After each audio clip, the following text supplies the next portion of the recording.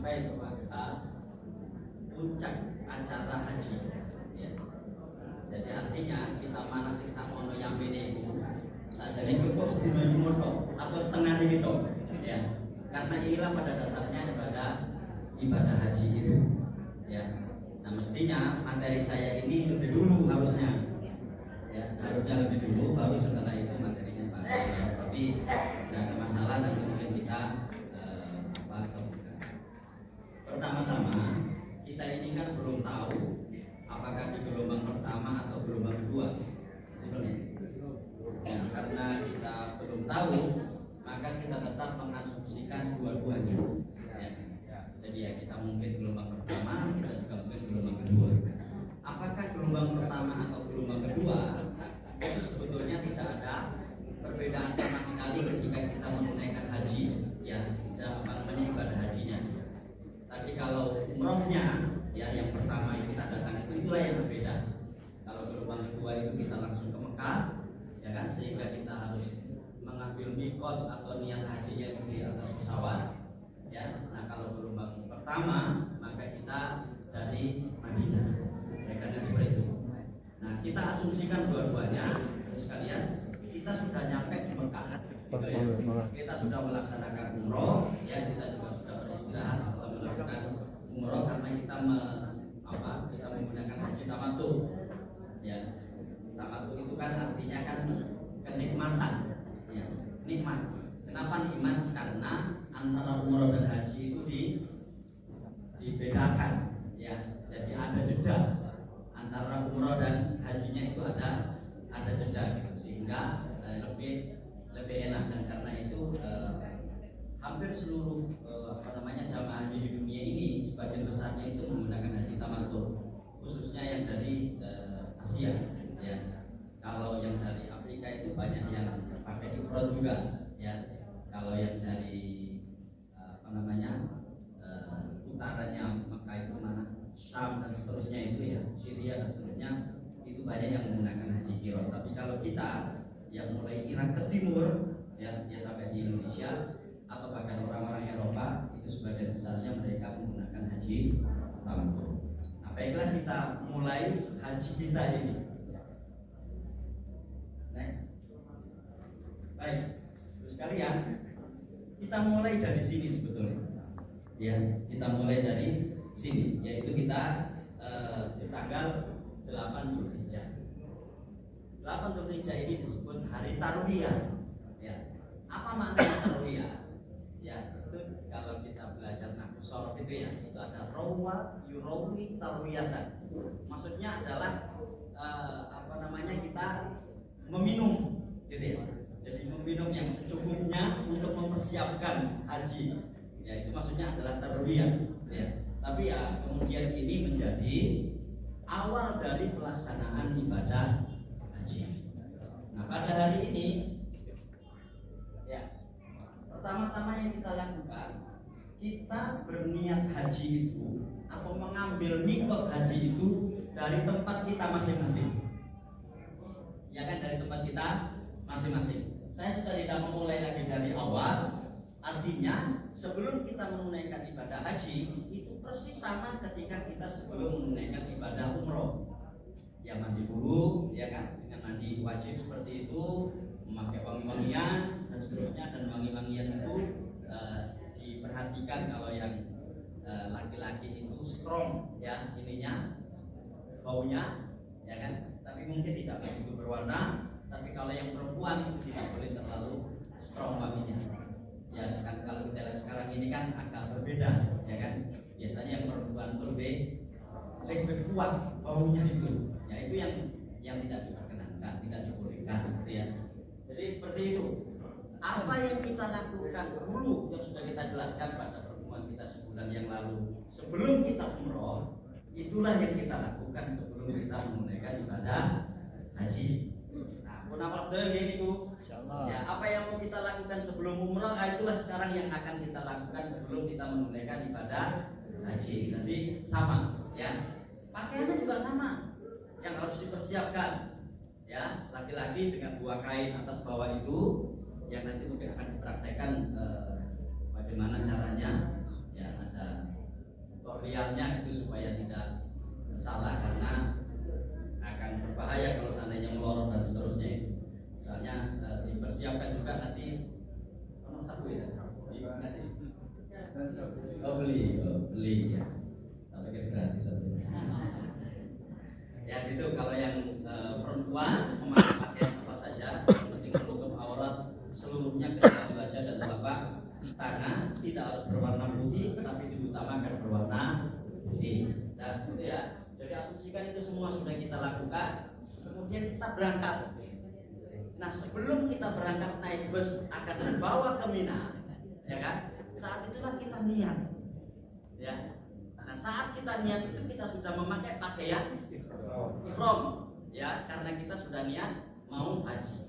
Nah, saat itulah kita mengatakan, nanti mungkin perlu dicek itu oleh pemimpin masing-masing atau ketua rukun masing-masing, barangkali ada yang belum niat. Karena ada kejadian Pak, ya. Jadi waktu itu kita bus itu datangnya lama, ya. Yang mau mengangkut kita kemudian datangnya lama, sehingga banyak orang-orang itu keturun di hotel itu, di maktab itu keturun ya. Begitu bus datang langsung kaki-kaki naik, gitu kan? Dan kaki-kaki naik, sementara mereka belum niat, ya. Sementara mereka belum niat. Nah, ini yang perlu diperhatikan, ya.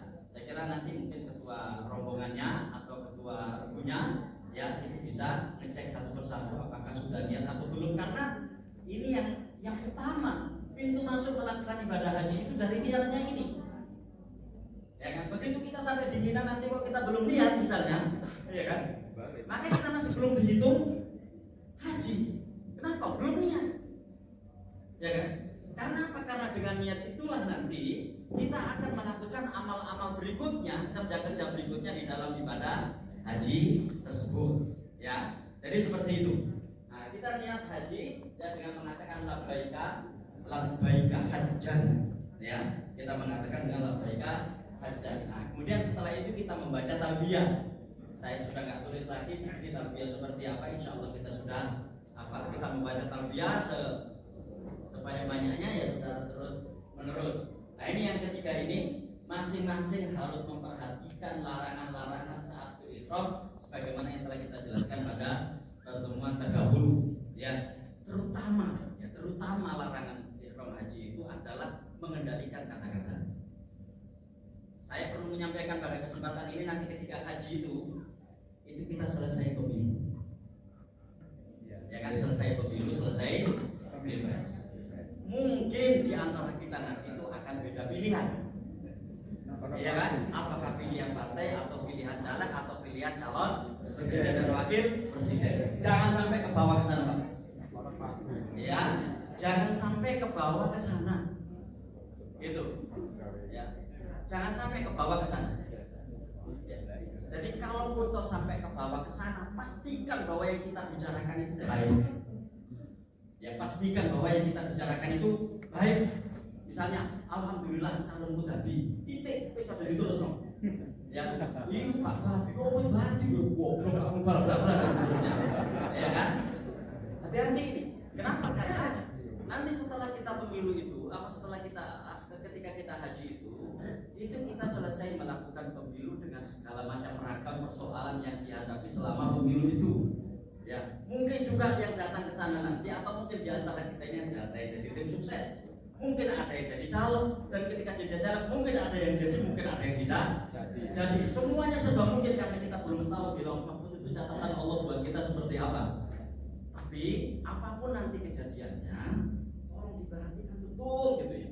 Jangan sampai ke bawah pembahasan di sana yang kemudian pembahasan itu mengarah kepada hal yang negatif. Itu enggak gampang Pak, sebetulnya.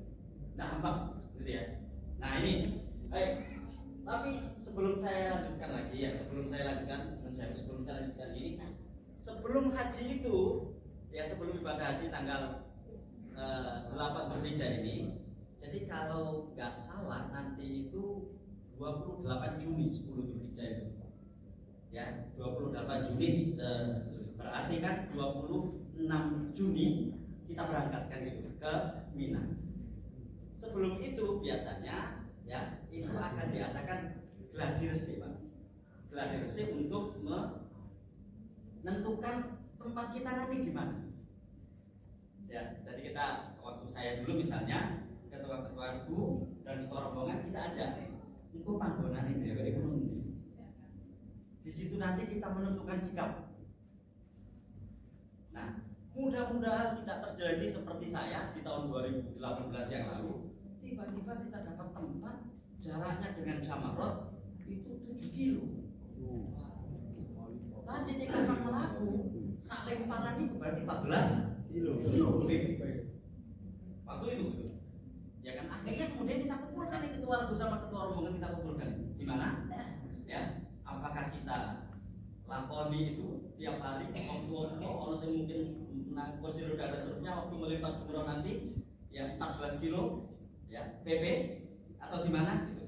Kemudian waktu itu saya kasih 3 opsi. Opsi yang pertama saya bilang gak perlu mabit untuk nih Mina gitu ya. Beliau apa? Kamu tak tadi tak gelek no tadi. Ada yang membolehkan untuk tidak mabit di Mina, ya kan? Yang pertama. Yang kedua, kita mabit di Mina sebagaimana jarak yang sekarang ini kita hadapi. Jadi bendino melaku selama 3 hari itu bendino melaku 14 kilo PP, ya kan? Atau yang ketiga saya bilang kebetulan hotel kita itu lebih dekat ke Jamarot daripada maktab kita ke Jamarot. Hotel kita ke Jamarot itu cuma sekitar 3 kilo, ya kan? Akhirnya gini ya, yang ketiga ini opsinya adalah kita mabit gelandang. Jadi ya gelandangan begitulah. Jadi kita habis melempar jumroh di tanggal 11, ya kan? Kita nggak pulang. Ya, kita nggak pulang, kita langsung mabit di malam 12. Ya, kita mabit di malam 12-nya. Mabit sampai pertengahan malam. Jam 12 malam. Kan batasan mabit kan begitu kan? Begitu sudah pertengahan malam itu sudah sama mabitnya dan kemudian boleh kembali. Itu yang kita lakukan kemarin. Akhirnya Pak, kita setuju itu aja. Nah, kita nggak tahu nanti maktab kita itu jaraknya dengan Jamarot berapa kilo. Kita nggak tahu.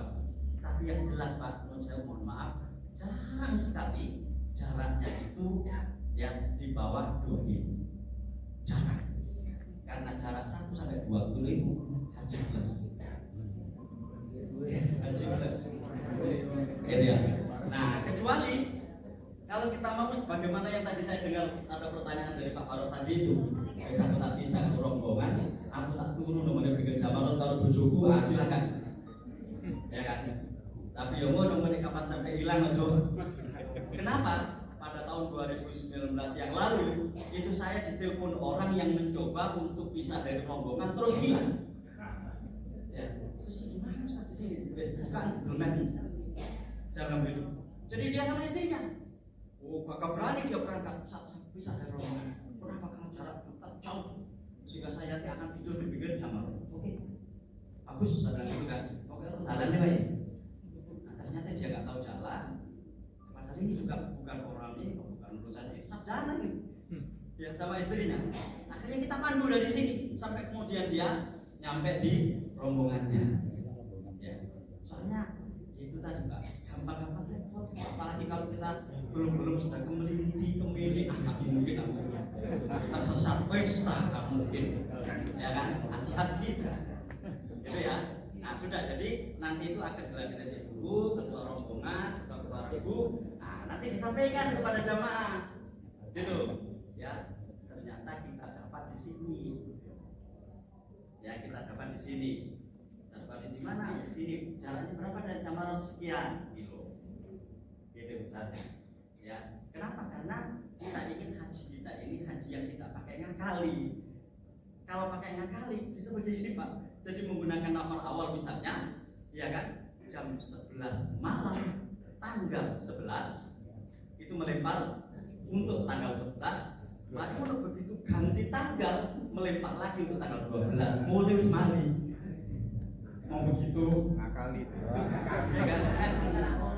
Ada yang begitu dan bahkan ada jamaah kita itu waktu itu yang minta kita begitu. Wah kita ini belum cepat gitu. Kita ini Ya, makanya kita harus berusaha sekuat tenaga untuk menepati apa yang menjadi wajiban di manasik yang tadi disampaikan Pak Barok tadi. Ya, nah begitu. Jadi seperti itu nanti akan disampaikan, ya nanti posisi kita di mana dan seterusnya, dan di situ nanti kita akan mengambil keputusan. Nah, karena kita kuliah, maka kita tidak ke Arafah tanggal 8 itu, tapi kita ke Mina.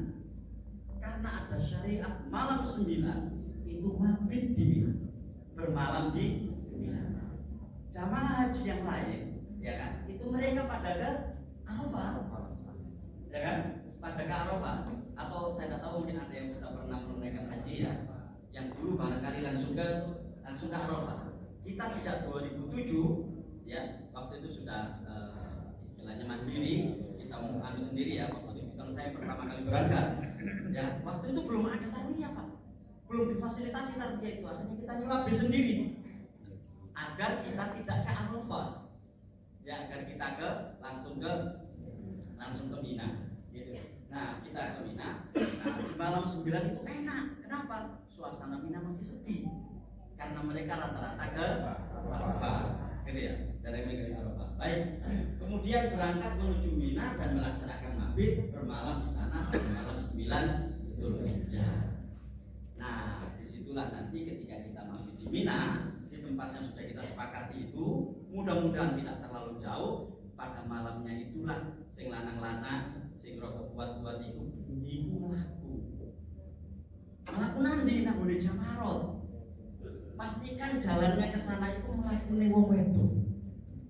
Jangan melakune wong lanang. Boleh disampaikan ya kepada yang lain-lain. Tapi sekalian ya entah melalui pembimbingnya, pengurusnya, jarak kita dengan Jamarot itu kalau jalan kaki sekian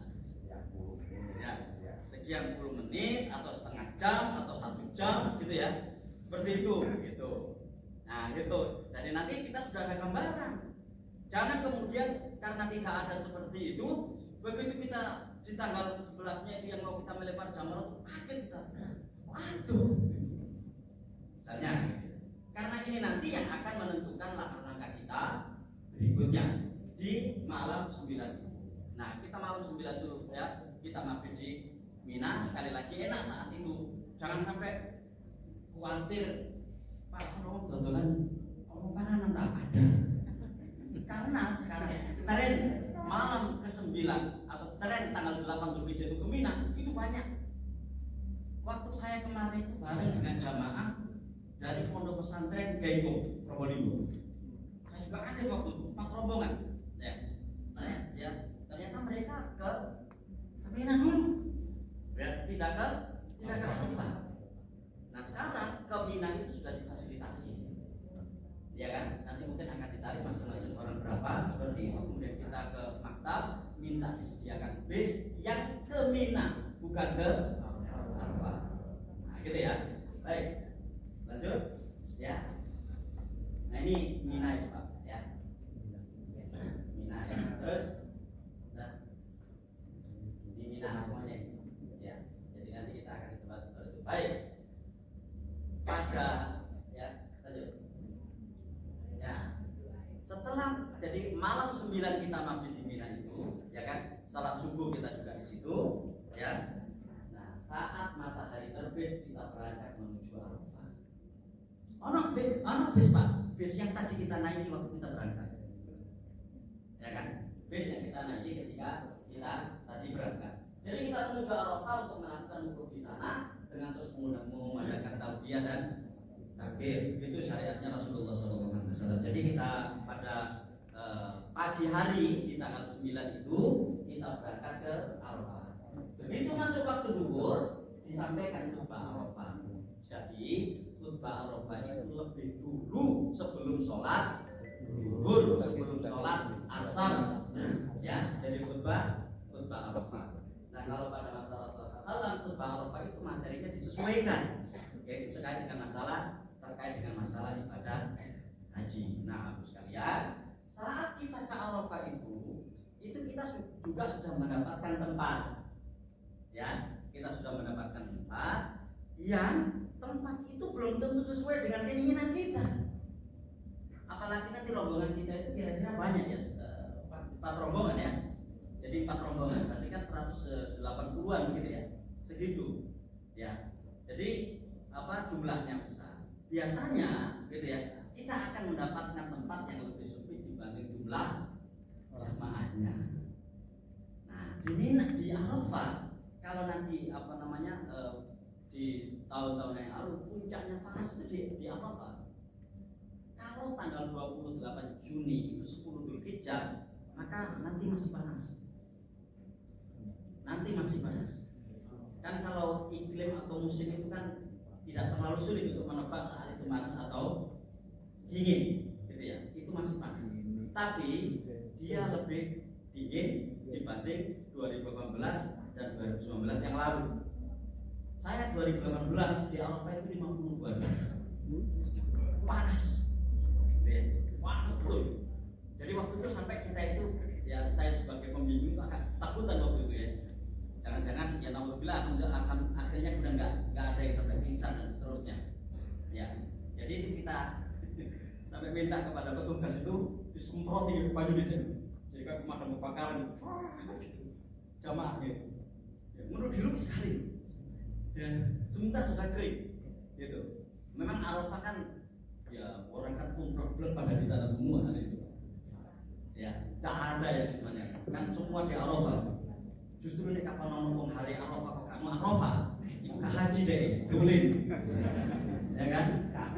Itu dan itu sebabnya sehingga kemudian pemerintah itu diharapkan kalau didesak jangan sampai ada jamaah yang ketinggalan meskipun dia dalam kondisi sakit. Meskipun dia dalam kondisi sakit, dan perlu kita tahu 2 bulan yang lalu atau apa baru ketemu ada 2 orang yang hilang di sana gitu ya. Jadi pada hari Arafah itu dia tidak ada ya. Terus saya di 2018 itu juga ketemu orang ya kan, dia minta tolong ke kita bahwa dia belum ke Arafah. Dan mas hari mas bilang gitu, udah nggak bisa kembali kita. Itu ketemunya itu dia ketemu kita itu pada tanggal 11 Dzulhijjah. Ya, jadi kita kan 11 Dzulhijjah kan sudah pakai pakaian biasa kan. Dia masih pakai ihram gitu. Terus saya tanya, lu udah ke Arafah? Kali gitu. Wah, Arafah kita ketinggalan. Waduh, kalau sudah di luar kemampuan saya bilang. Ya, jadi mereka dia masih pakai pakaian agak linglung dikit, mungkin bingung dia kan. Jadi ternyata dia masih pakai pakaian ihram. Tanggal 11 kan kita sudah nggak pakai. Kan sudah selesai kan? Nah, gitu. Jadi saat di Arafah itu sekalian ya seperti ini. Begitu masuk waktu zuhur itu dilakukan khutbah Arafah. Nanti ditunjuk siapa biasanya pembimbingnya begitu. Dan baik itu ya kan, ketika saya membimbing itu selalu menjadi sentral. Alhamdulillah. Jadi banyak mereka itu yang mengikuti kita. Jadi mereka pada datang ke tempat kita untuk mengikuti khutbah Arafah kita waktu itu. Bahkan kloternya pun ngikut kita. Gitu. Alhamdulillah ya di saat saya membimbing waktu itu. Jadi mereka mengikuti kita. Saya juga tidak tahu apa sebabnya, tapi waktu itu memang kita pertama-tama di dalam khutbah Arafah itu kita fokus kepada syukur kita kepada Allah Subhanahu wa taala bahwa kita bisa menunaikan ibadah haji. Yang tidak semua orang bisa melakukannya. Ya. Terus fokus kita yang kedua adalah bahwa kita dikumpulkan di Arafah dengan baju yang sama di tempat yang sama. Ya. Dan tidak ada, sebabnya sampai sekarang Saudi itu tidak akan membangun apartemen di Arafah. Ya, tidak akan membangun apartemen di Arafah, sehingga semuanya dibuat sama seperti itu.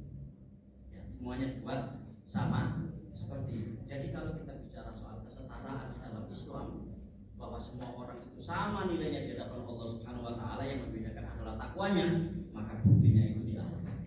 Kira-kira begitu. Poin yang kedua. Poin yang ketiga, ya, kita ingat mati. Ya, kita ingat kematian. Bahwa apapun yang kita lakukan di dunia ini dari seluruh ibadah yang kita lakukan, sesungguhnya itu adalah modal utama supaya kita ini siap mati dengan mati yang baik. Coba apa, Bapak sekalian? Dewe haji ini kenapa tujuannya? Kalau bukan itu, supaya kita bisa merampungkan seluruh rukun Islam, ya kan? Untuk apa itu? Bertanggung jawab di hadapan Allah Subhanahu wa taala. Ya Allah, alhamdulillah saya bisa melaksanakan 5 rukun Islam itu semuanya.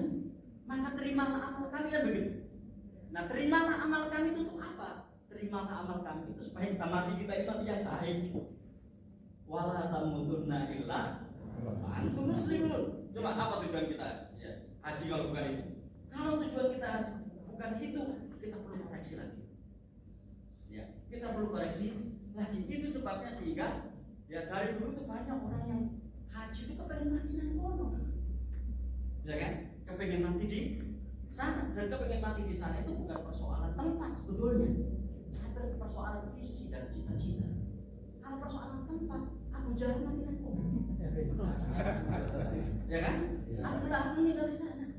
Visi dan cita-cita sebetulnya bahwa kita meninggal dalam kondisi sedang melakukan ibadah besar yang bernama ibadah haji, kan begitu sebetulnya. Nah, 3 itu ya yang barangkali sebagai masukan untuk khutbah Arafah. Nah, selesai kita melakukan khutbah Arafah, kita sholat. Sholatnya itu jamak qashar. Ya, jadi jamak qashar 2 rakaat zuhur, 2 rakaat asar dengan 1 adzan dan 2 iqamah. Ya, dengan 1 adzan dan 2 iqamah. Nah, baik, setelah sholat melaksanakan wudhu. Dulu pada masa Rasulullah SAW itu ya, beliau sholatnya itu di masjid namanya Masjid Namira. Ya, Masjid Namira. Jadi di sana namanya Namira. Dan sekarang tidak mungkin kita bisa sholat di sana. Ya kan? Tidak mungkin karena kebetulan jamaah haji Indonesia itu tempatnya itu jauh dari situ, sehingga sholatnya ya di tenda masing-masing. Ya kan? Jadi sholatnya itu di Masjid Namira. Setelah itu beliau turun untuk wukuf ke lembah namanya Wadi Quron dulu, gitu ya. Nah, kita ya habis melakukan sholat itu kemudian kita wukuf. Oh, Pak sing dilakoni wukuf itu. Ini ya, menyibukkan diri dengan berdoa, berzikir serta merendahkan diri di hadapan Allah Subhanahu wa taala sampai terbenamnya matahari. Oh, boleh turun, Pak? Boleh. Ya, apakah di saat wukuf itu kita boleh tidur? Boleh. Tapi itu sampai turun terus. Soalnya kan dulu apa jatuh. Ya. Dan saat itu kita juga tidak terkondisi untuk tidur. Ya, nggak terkondisi untuk tidur. Mungkin sekalian tani wudhu untuk menganeh. Kenapa? Karena pada dasarnya wukuf itu maknanya berhenti. Wis melotok, gak ndonga, gak zikir, gak apa-apa rusak. Dolok. Ya, wukuf maknanya adalah berhenti. Gitu kan? Nah, tetapi karena ada banyak keutamaan di Arafah itu, sehingga di sana kita berzikir, kita berdoa, ya kan? Dan diutamakan doanya itu ketika berdoa menghadap kiblat dengan mengangkat tangan. Ya, itu ketika wukuf di Arafah. Memang Bapak sekalian, kalau saya mohon maaf, inilah waktu yang agak menjemukan. Ya, bayangkan setelah sholat zuhur, setelah sholat asar, jamak takdim waktu itu. Setelah itu kemudian kita tidak ngapa-ngapain sampai terbenamnya matahari, gitu ya, sampai terbenamnya matahari.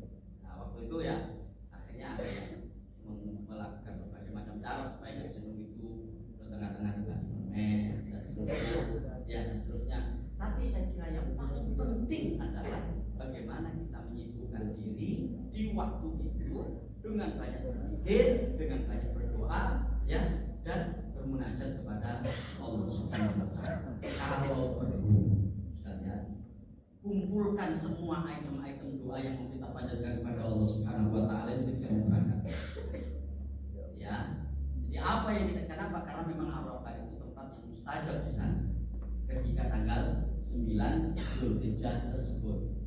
Ya, inilah sekalian yang tidak ada di tempat yang lain, ya, bahwa ada satu tempat yang dia itu mustajab berdoa di situ, tapi terkait dengan waktu. Ya, terkait dengan waktu. Kapan? Ya, tanggal 9 Zulhijjah. Ya, ketika Arafah kan, ya, dikabulkan doa di Arafah. Wis tarik tahun kan pada umroh tak mampir ono donga. Ya, tidak. Dzulhijjah di Arafah. Gitu ya. 9 Dzulhijjah di Arafah. Dan saya perlu menyampaikan pada kesempatan ini, jangan sekali-kali kita menyia-nyiakan itu, karena ini adalah amalan yang paling penting dalam ibadah haji. Ya, amalan paling penting dalam ibadah haji gitu. Ya. Baik. Ya, terus ini tahun 2023 kemarin. Ya, jadi nanti itu seperti ini ininya. Nah, makanya entar dulu, ada gambar berikutnya. Jadi gambarnya begitu. Jadi memang sudah di KPKP seperti ini. Ya, memang yang paling enak itu kalau nggak salah Pak Sudar. Ya, Pak Sudar ini paling enak. Itu kan haji pertama setelah COVID. Ya cuma 50% itu ya. Maka katanya juga karena masih suasana COVID dibuat jaraknya jauh, beda jarak-jarak. Jadi nanti dibuat seperti ini. Nah, nanti di Arafah itu kamu Pak ingin tenda khusus untuk kamu, tenda khusus pemenang kamu. Ya, yang ada adalah ini tendanya KPI Halal Baik, KPI Amanah ada di sini. Jadi aku ngatur dewe. Ya, jadi mengatur sendiri-sendiri bagaimana supaya tetap terpisah laki-laki dan perempuan. Lanjut. Nah, ya, kenyataannya ya begini ini. Ini orang Indonesia ini ya. Ini baru 23 kali. Ya. Ada yang lain? Ya. Ini dialog jenengan bayangkan begini, ini mulai dari setelah sholat asar, zuhur asar sampai terbenamnya matahari. Nah, makanya saya katakan tadi, kan orang dulu juga ya. Itu juga nanti sebentar juga akan bangun, setelah butuh lagi, butuh lagi, dan seterusnya. Disinilah nanti juga waktu yang kita itu akan gampang berbincang dengan teman-teman. Hati-hati dengan perbincangan. Ya, hati-hati dengan perbincangan kita. Usahakan perbincangan kita itu pertama bermanfaat, yang kedua perbincangan yang terkait dengan perjalanan ibadah haji kita. Yang lain kita juga nggak tahu nanti itu, ya kan? Apakah jatah makanan yang kita dapat itu persis sesuai dengan jadwal? 2018 itu, ya begitu kita datang, ya sekalian, itu jatah kita separuh sudah sudah habis. Ya, sehingga sampai ada beberapa teman itu yang ya karena alhamdulillah sebuah wakai dadi wong luru ya, satu porsi dipakai dua orang. Makanya kalau dalam bab seperti ini kan enaknya jamaah tua soalnya mangane mesti kan. Ya. Makanya kan seneng kan dan orang itu ketika lapar Pak, gampang muri-muri. Itu, apalagi wis lesu panas. Ya, biasanya nih muri-muri itu yang menjadi ya, tumpahan marahnya itu pemimpin atau rombongan. Wah, ini sampai muri-muri karo Raja Saudi. Ya kan? Nah, itu sebetulnya kenapa di dalam haji itu disebut al-hajju ashhurun ma'lumat. Faman farada fihinnal hajja fala rafatha wala fusuqa wala jidala fil haji. Itu di situ sebetulnya. Soalnya dengan berkumpul banyak orang seperti itu sangat memungkinkan hal-hal yang kita tidak memperhitungkan terjadi itu akan terjadi. Dan yang tidak kita perhitungkan itu adalah sesuatu yang kita tidak menyukainya untuk terjadi. Ya kan? Nah, ini, kok ini sampai ada sekalian, ya kan? Mohon alhamdulillah bukan jamaah kita. Begitu selesai haji itu kan habis gimana? Kan begitu. Nah, berarti kan persoalan mental kan ini? Ya kan? Ada seperti itu. Bahkan bukan orang bodoh yang mengatakan begitu. Wes bisa nih. Ya. Jadi ya, cek lumayan kita kokon. Kokon sing nang bandara jauh mulai. Ya kan? Karena takut naik pesawat. Itu kan orang mana itu akhirnya dia pulang. Bulan pesawat itu besar dari Allah, baru naik pesawat baru menunggu, apa? Kan gitu kan? Ya. Nah, ini sudah di sana. Sudah begitu selesai itu mengatakan berdesakan, panas, ya kan? Jadwalnya tidak sesuai. Ya. Dan kemarin kan ada peristiwa saat di Musdalifah itu kan, yang orang kekurangan makan sampai nunggu berapa jam gitu ya sebelum mereka melakukan jumrah Aqabah itu. Tidak tahu tadi sudah disinggung belum karena itu kaitannya dengan jumrah Aqabah. Nah, terus, Pak, ini orang luar negeri gak gelem ati tendo. Ini orang luar negeri, teman-teman, wukuf ini. Karena al-aslu pada masa Rasulullah, wukuf itu ya seperti ini. Dari enak sama tendo. Rasulullah itu wukuf di atas penuh onta. Waktu itu turun naik itu aja. Nah, orang luar negeri banyak seperti ini, orang Afrika. Ya. Kuat kamu saya gitu. Ya. Makanya dengan lihat gitu ya. Baju sepak bola, nampak orang-orang pemain-pemain kulit hitam sangat kuat, ya kan? Nah itu di ibadah haji ini kita bisa menyaksikannya nanti, sehingga nanti kita insya Allah mati, gitu kan? Karena memang saya buat waktu kemarin itu ada anak saya yang nomor 8 itu, saya bilang sudah ada 2 musim panas dan panas sekali. Sudah yang sekarang ada konflik politik yang banyak yang selesai sehingga para mahasiswanya kan dipulangkan semua sekarang. Mahasiswa Indonesia kan dipulangkan semua. Pengen itu sudah niat nomor 8 itu. Saya bilang itu wajahnya. Nah itu Afrika secara umum seperti itu. Baik. Nah sekalian, inilah keutamaan Arafah. Pertama-tama al-hajju Arafah. Haji itu Arafah. Semuanya bisa diwakili, ya kan? Semuanya bisa dibayar dengan dam. Ya, ketika tidak melakukannya, kalau wukuf tidak bisa. Ya, jadi wukuf di Arafah kapan gak dilakoni batal haji. Nunggu mana 80 tahun. Ya. Itu ya lebih kan?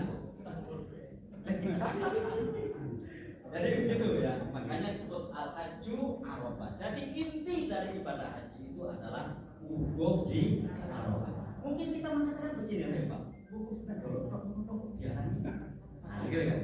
Ya itu hadisnya seperti itu.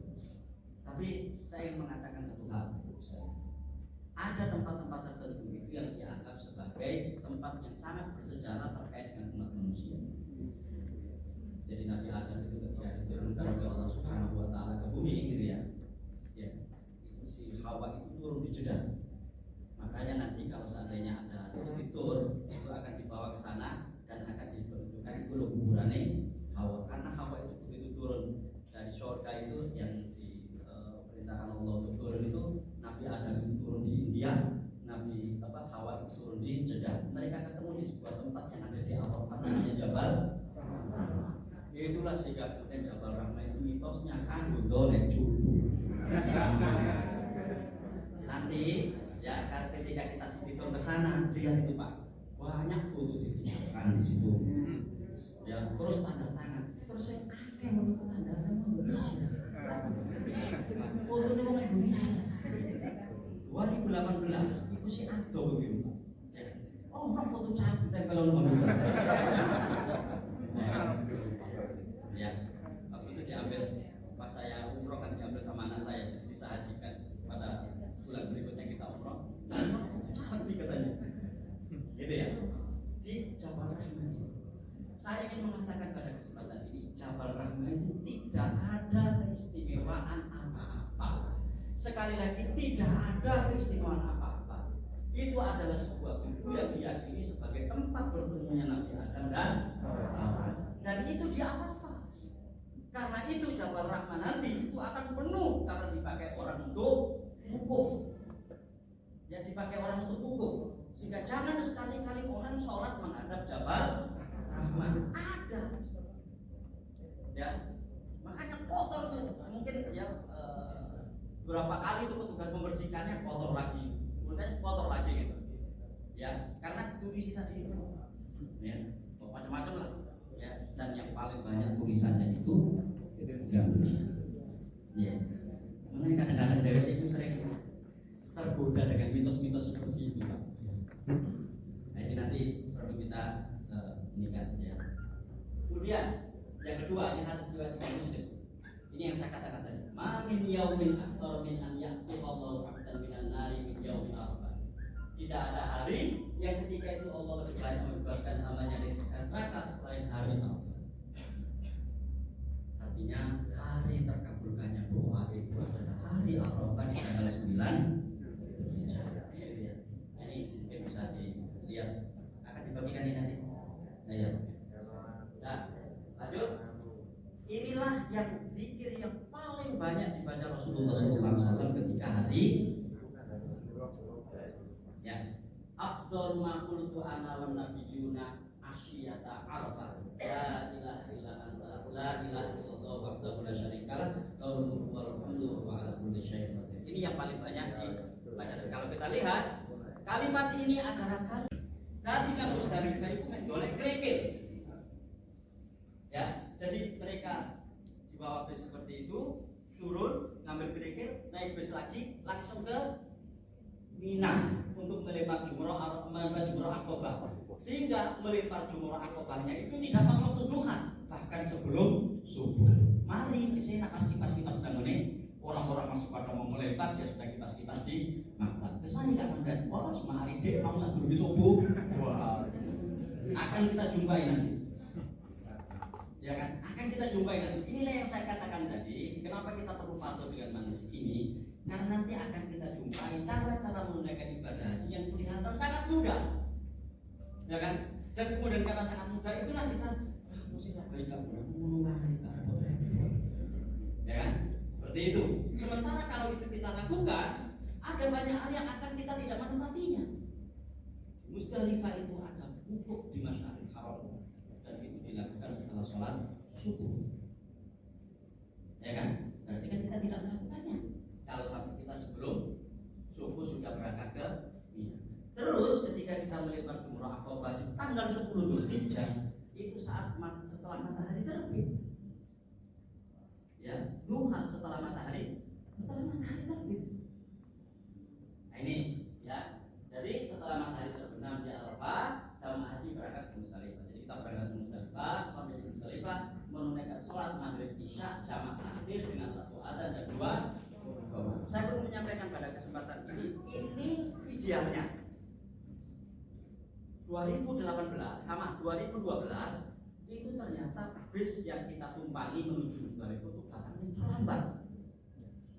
Ya kan? Datangnya terlambat. Jadi sampai waktu itu kita nggak tahu datang itu kapan. Jam setengah 11 kalau saya masih ingat betul, 10.30 malam, 22.30 bis itu belum datang. Padahal mestinya maghrib itu bis sudah berangkat ke mana? Ke Musdalifah.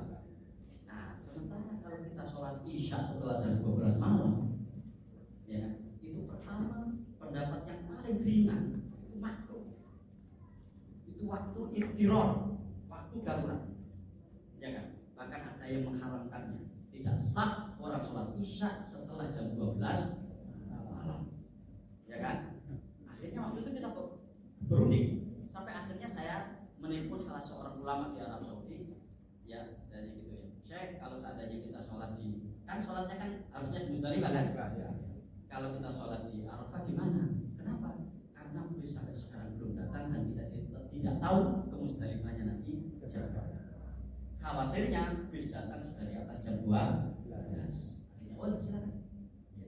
Akhirnya kita semua ajak sholat di Arafah. Kalau nggak salah kemarin itu kejadiannya juga. Jadi waktu itu ya begitu kita ajak, alhamdulillah ada jamaah yang di luar kita nggak mau. Tetap mereka akan sholat di Musdalifah. Sampai Musdalifah jam setengah 2. Wih, protes kalau jamaah itu sholat subuh. Ya kan? Kan gitu. Nah, hal-hal seperti itulah nanti yang mungkin bisa terjadi. Kalau 2018 kemarin alhamdulillah sesuai jadwal. Begitu matahari mau terbenam, bis datang, kita diangkut ke Musdalifah. Ya, kita diangkut ke Musdalifah itu 2018 kemarin, tapi nggak tahu nanti. Mudah-mudahan sesuai dengan jadwal. Baik, setelah ya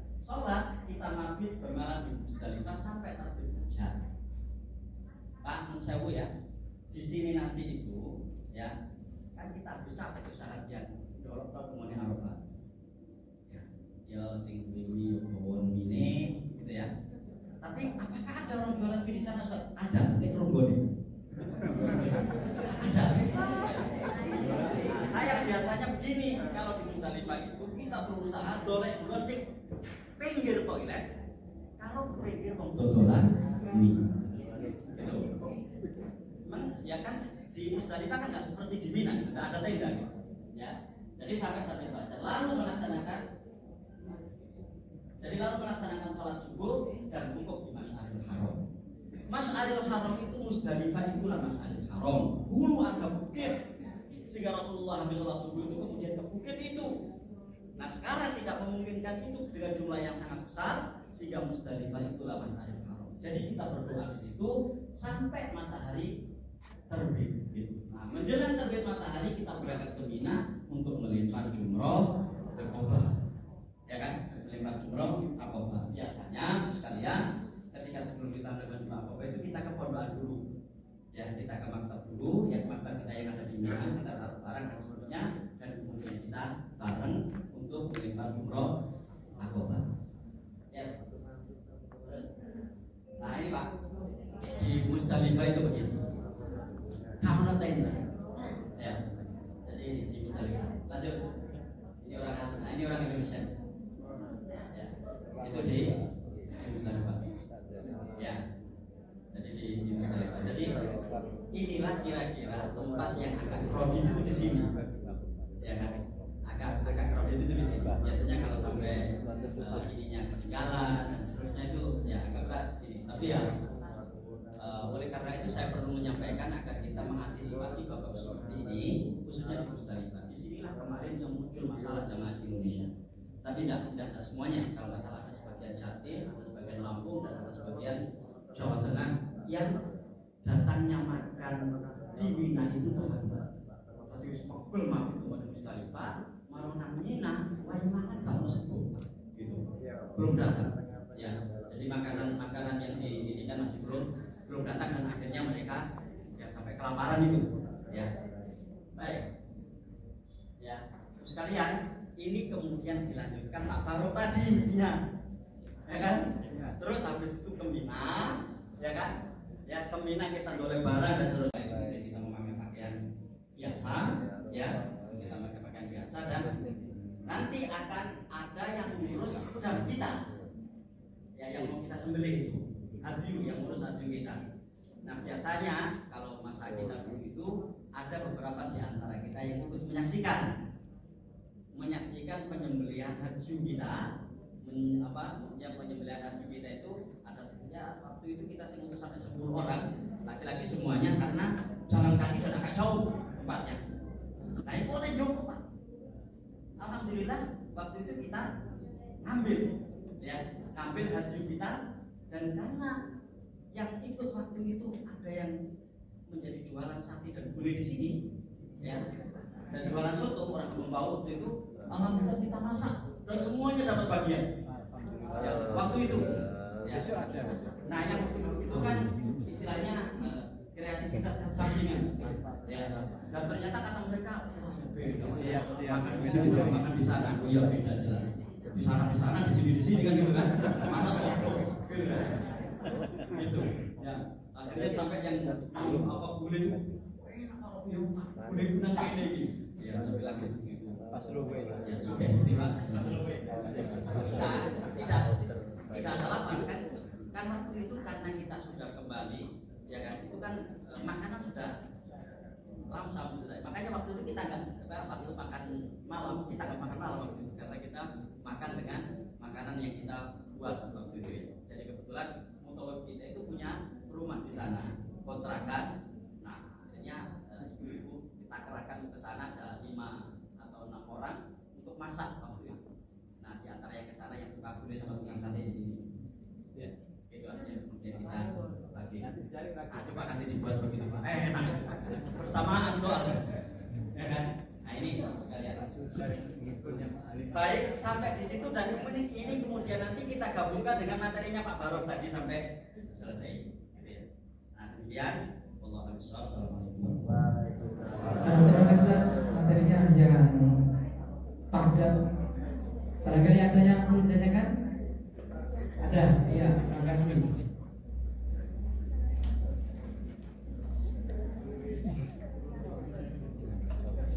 Assalamualaikum.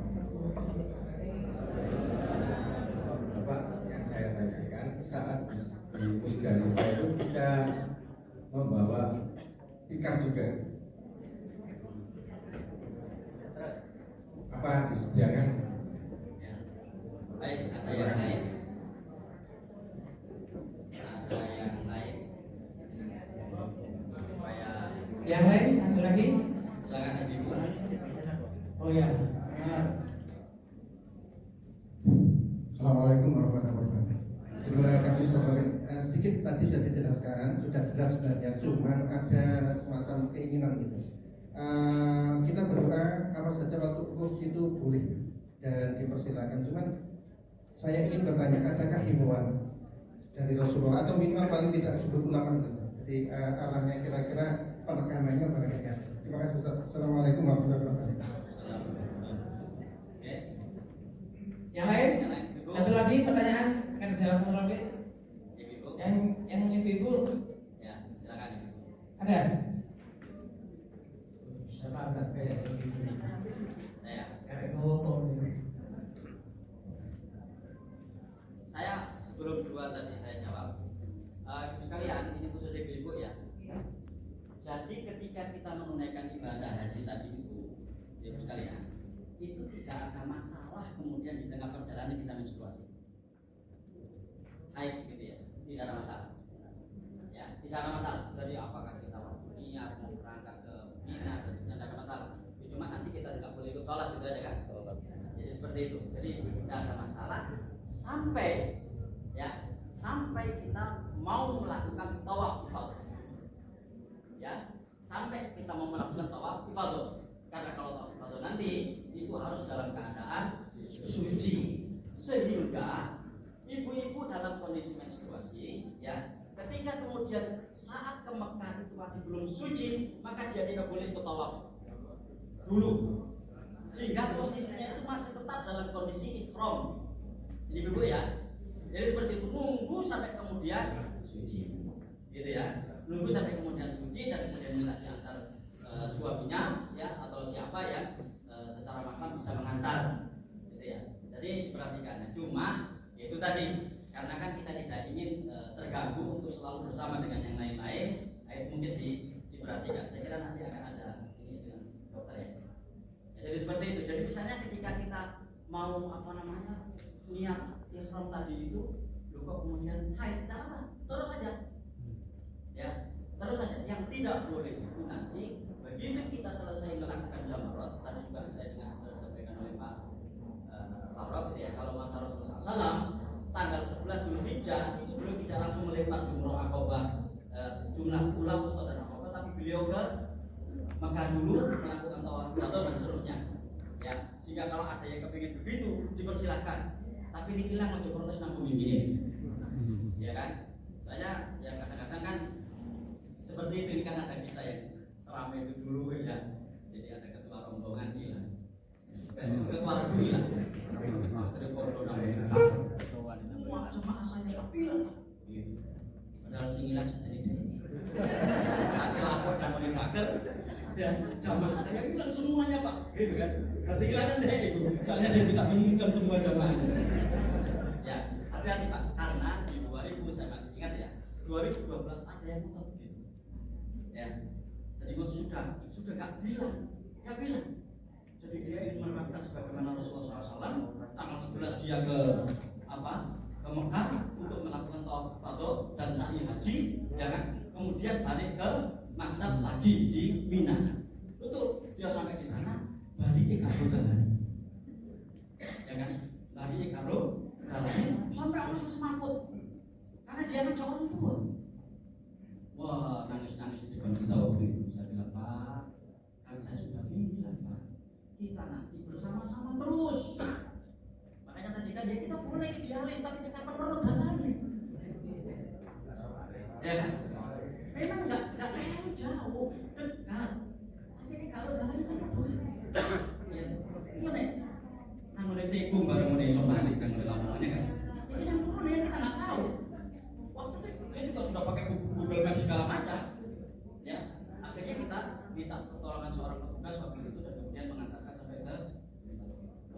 berangkat itu bakal perkasa, mau nggak pamit, nggak apa gitu ya, 7 orang. Ya, 7 orang. Akhirnya kembali seperti itu. Nah, Bu, ya, jadi kalau seandainya nanti menstruasi, misalnya sebelum dari haji itu silakan terus saja. Yang penting nanti sebelum tawaf ifadah itu dipastikan suci. Ya, kami ya. Nah, baik. Yang pertama, tikar itu kita bawa mulai dari tikar. Ya, tikar itu kita bawa ya saat kita berangkat haji itu, Pak. Ya, itu nggak salah setiap bank ngasih itu ya. Atau Itu fasilitas labaik. oh, labaik kasih alhamdulillah. Ya. Jadi dikasih. Ya. Sajane sih kan butuh-butuh amat Pak kita ngasih kali itu ya. Ya tetapi ya mudah-mudahan kita nanti mendapatkan waktu yang cukup untuk di sana, karena kan begitu kita nyampe, kita sholat ya maghrib isya jam akhir, setelah itu kita istirahat, setelah istirahat kita jam 2 atau jam setengah 3 kita sholat tahajud ya, dan setelah itu kita sholat subuh kemudian kita ke sana, dan di sana itu bersih gitu ya. Jadi kayak tadi yang kita gambarkan itu ya, ada banyak orang yang tidak memakai ikat, tapi saya kira yang penting kalau saya hanya ikat alhamdulillah ya. Jadi ada 3 sudah yang tadi ya, apakah ada himbauan dari ulama atau Rasulullah, mungkin di ini lagi tentang wukuf ya. Ya. Sebelumnya. Ya. Terus. Nah ini Pak, ini dari Rasulullah SAW ya. Yang paling utama aku ucapkan, juga diucapkan oleh para nabi pada sore hari Arafah adalah ini. Maksudnya adalah setelah zuhur itu, ya, ketika wukuf itu. Ini yang doa yang atau zikir yang disampaikan Rasulullah SAW untuk kita baca sebanyak-banyaknya di hari Arafah. Nah, tetapi silakan saja membawa doa-doa yang lain, asalkan pertama doa itu jangan sampai berisi konten mendoakan jelek orang, ya kan? Jadi mari kak tadi mau mangkel kalau tim sukses ya, tuh ya, itu mana ya? Nggak boleh, ya kan? Jadi doa-doa itu lebih kepada kemaslahatan kita semuanya. Kalaupun kita mendoakan orang-orang yang ada di Indonesia, isi doa-doa itu adalah doa-doa yang baik, ya. Nah, kalau yang kaitannya dengan yang ditanyakan tadi ini, jadi yang paling utama aku ucapkan, juga diucapkan oleh para nabi pada sore hari Arafah itu adalah la ilaha illallah wahdahu la syarikalah lahul mulku wa lahul hamdu wa huwa ala kulli syai'in qadir. Saya mengusulkan ke Labaik, barangkali nanti bisa dibuatkan ya doa-doa yang penting ya untuk kita baca di sana. Ojo sampai begitu no Arafahku kentenan aku jamin ngopo. Ya. Nanti sing kira baik sentek belas dan ketika kita berdoa itu silakan pakai bahasa apa saja Pak. Tidak harus pakai bahasa Arab. Silakan pakai bahasa apa saja. Termasuk zikir. Ya, termasuk zikir istighfar gitu ya. La haula wala quwata illa billah, sebagaimana nasihat Rasulullah kepada Abu Dzar Al-Ghifari kan, wahai Abu Dzar, perbanyaklah dalam hidupmu itu zikir la haula wala quwata illa billah. Nah, yang begitu gitu ya. Ojo sampai ketika kita di sana aku sebenarnya dungo. Ya. Jangan sampai itu ya, kentean dungo. Tapi saya perlu menyampaikan pada kesempatan untuk sekalian, ya kan? Begitu kita di Arafah nanti, itu seringkali kenyataan di sana tidak semedur-medur di sini. Wah, aku dungo ini. Begitu no kono, ya kan? Ya. Mungkin ya nanti yang akan berbeda itu ketika kita pertama datang, masih sebelum haji, belum pernah umroh dan seterusnya. Begitu melihat Ka'bah, saya yakin semuanya akan mengalami situasi goncangan jiwa yang luar biasa, musibah nangis macam-macam di sini itu. Tapi saat itu kita tetap terkendali. Ojo sampai gara-gara delok Ka'bah sing goncangannya seperti itu, dumone lari kabeh. Ya. Akhirnya mari nengok kancane gendung opo ya. Jangan ketika mengalami keterharuan yang luar biasa itu kan menjadi lupa segalanya, Pak. Ya kan? Nah itu sampai nanti. Karena itu dari awal kemarin saya sampaikan nih, sobat donga itu dihafalno. Wis tak donga mek ngapalno karo donga wajib siji. Ya, misalnya nih ya. Doa kita sudah kita Pak. Beda. Ya kan? Beda. Usahakan sebisa mungkin kemana kesing nomenya ya. Banyak yang mungkin. Usahakan sebisa mungkin dihafal. Dari keseluruhan doa ibadah haji itu yang paling dawa saito. Ya kan, Allahu Akbar, Allahu Akbar, Allahu Akbar, la ilaha illallah wahdahu la syarika lahu, lahul mulku wa lahu kullu syai'in qadir, la ilaha illallah wahdahu anjaza wahdahu wa nasara 'abdahu wa hazama al-ahzaba wahdahu. Itu aja kan yang paling panjang. Apa kan? Rabbana atina fid dunya hasanah wa qina adzabannar. Ya kan? Waktu kita melempar jumroh juga begitu. Allahu Akbar, Allahu Akbar, Allahu Akbar. Kita nyisir terus kita berdoa. Ayo coba deh. Ya. Gak ada yang panjang, hanya saat itu yang panjang. Ya, nanti ini iso tiap hari. Khususnya doa-doa yang terkait langsung dengan ibadah haji. Kalau ada doa-doa yang lain yang kita butuhkan dalam kehidupan kita, yang mungkin nanti saya kira Lapai bisa memfasilitasi untuk membuat doa-doa yang baik. Ada yang lain? Monggo, masih ada waktu. Oh iya, monggo.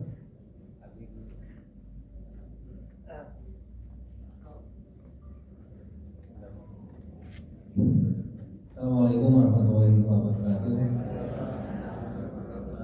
Yang ingin kami tanyakan Pak, yaitu masalah pakaian ihram. Itu mulai tanggal 8 mulai pasanian itu sampai kapan? Kalau yang saya ketahui kan sampai tanggal 10. Nah itu selama tanggal 8 sampai tanggal 10 itu seandainya kita mau sholat tapi pakaiannya itu kena najis ya, katakanlah kena kencing atau apa, itu apa boleh ganti pakaian ihram, misalkan kita bawa ya double gitu ya, hanya itu lah. Assalamualaikum. Jadi pengalaman kita kemarin ya, itu kita syaratkan ya, meskipun juga bisa kita itu membawa 3 lembar ya kan, membawa 3 lembar karena nanti ada waktu yang agak lama, yaitu mulai tanggal 8 Dzulhijjah sampai selesai melempar jumroh Aqobah ya kan. Dan setelah itu kayak kita takluk baru kita boleh memakai pakaian biasa ya. Nah kalau kemarin sempat ada yang begitu kepada saya pengen tahu nggak kotorannya dulu najisnya di mana, terus mana ini ucono ya kan, dibuconi tahu dibuconi Pak ya? Dibuconi ya, itu dulu ya. Kenapa? Karena kita kan nggak bisa bawa banyak-banyak Pak ya kan, jadi kita nanti hanya membawa tas tentengan itu yang untuk laki-laki itu kan bawa ya 1 celana dan 1 kaos atau 1 baju kan, ketika kita mau ganti setelah melempar jumroh itu ya. Atau kalau seandainya ini kan kita tidak perlu bawa juga karena nanti kita gantinya di mantap misalnya. Nah, jadi seperti itu ya, tetapi sebagai jaga-jaga itu penting. Jadi pertama-tama itu, lalu kemudian yang kedua, seandainya dibucon itu gak iso ya, seandainya dibucon itu gak iso ya sudah ya kan, kita harus ganti. Tapi begini, ngomong apa kita najis kok Pak, ini bukti nih, gimana bukti najis. Kalau itu di dalam kaidah usul fikih, al aslu itu suci, yang asal itu suci. Baru ketika tidak suci itu ketika ada bekas ketidaksuciannya itu, ini sudah suci. Gitu loh. Gitu kan? Ya saya kini kate nondi. Kalau tapi gua bukan seterusnya. Disitulah kita harus menggunakan kaidah al-yaqinu la yuzalu bisyak. Keyakinan itu tidak boleh dihilangkan dengan ragu-ragu ketika tidak ada bukti. Itu ya. Ini saya kira penting supaya apa? Sekalian ada di dalam agama itu namanya was-was. Ya, dan kalau orang udah punya was-was. Ya, wes sih kalau saya dulu. Kan berarti mengalami kepikunan diri akhirnya kan. Ya, wes itu saya dulu sehingga akhirnya ketika butuh juga begitu. Diulang mana? Ya. Kan begitu kan? Ada orang penyakit begitu kan, was-was kan? Nah, ada di penyakit kuno Pak, harus diperhatikan kuno Pak. Repot lihat nih. Ya, aku bisnis itu betul rumah ya. Ya, dan seperti itu kan. Soalnya kan turunnya akan dibalik jangan sampai. Jadi seperti itu, termasuk juga terkait dengan pakaian yang kita pakai. Begitu ada, ya biasanya mencewe, mohon maaf, kecirin. Mengapa? Karena makanannya mungkin nggak beradaptasi dengan perut kita gitu. Itu terjadi. Tiba-tiba, nah kalau itu kan sudah nggak bisa dihindari kan, mesti ada tandanya kan, ya. Nah ini mencewu, mohon maaf, sekali mohon maaf buat bapak dan ibu-ibu yang sudah sepuh biasanya ya, seperti itu. Jadi tetap kita membawa ganti, tapi dasarnya kita melihat najis atau tidak, itu yang saya sampaikan tadi itu. Jangan kita mengatakan najis, tapi kita nggak tahu najisnya ada di mana, ya kan? Jangan kita mengatakan najis hanya berbasis keraguan kita. Ragu-ragu, enggak ya? Anggap aja najis. Nah, jadi seperti itu kan, karena kalau itu yang terjadi, itu tadi. Alhamdulillah jangan sampai was-was dan seterusnya yang akhirnya malah menjadikan kita tidak bisa jenak di sana. Baik.